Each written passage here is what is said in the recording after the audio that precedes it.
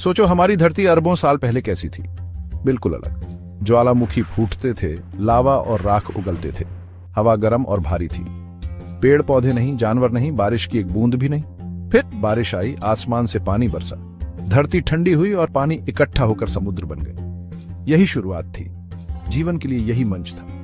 जीवन के पहले निशान छोटे साधारण जीव थे। वे पानी में रहते थे, सूरज की रोशनी से ऊर्जा लेते थे। लाखों सालों में वे विकसित हुए।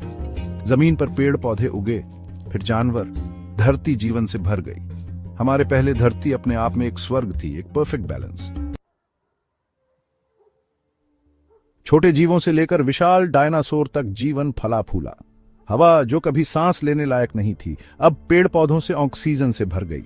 यह ताजा और साफ थी। नदियां निर्मल बहती थीं, उनका पानी क्रिस्टल क्लियर। धरती तरह तरह की आवाजों से गूंज रही थी। पेड़ों से सरसराती हवा, किनारे पर लहरों की आवाज, हजारों अलग अलग जीवों की आवाजें। हर जीव, सबसे छोटे कीड़े से लेकर सबसे बड़ी भेल तक, अपना रोल निभाता था। वे बैलेंस बनाए रखते थे, प्रकृति का एक परफेक्ट हार्मनी। धरती फलती फूलती रही। हमारे इस पर चलने से पहले हमारा ग्रह ऐसा था, प्रकृति की शक्ति का प्रमाण। फिर आया इंसान।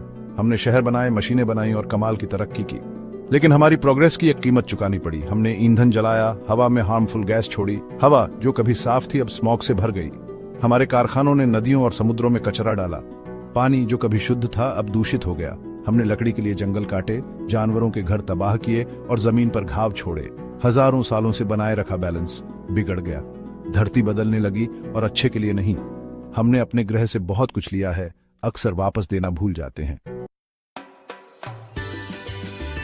कल्पना कीजिए, अगर इंसान गायब हो जाए, धरती का क्या होगा? प्रकृति हमेशा की तरह स्ट्रांग, ठीक होने लगेगी। हवा साफ होगी, नदियां फिर से साफ बहेंगी, पेड़ पौधे जमीन पर फिर से उगेंगे, शहरों को हरे रंग से ढंक देंगे, जानवर फलेंगे फूलेंगे, उनकी संख्या बढ़ेगी।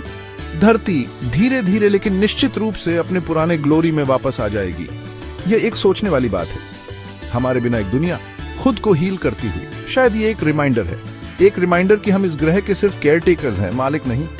धरती का भविष्य हमारे हाथों में है। हमारे पास एक अलग रास्ता चुनने की शक्ति है, एक सस्टेनेबल पाथ। अपने ग्रह के लिए और अपने लिए हमें ऐसा करना ही होगा।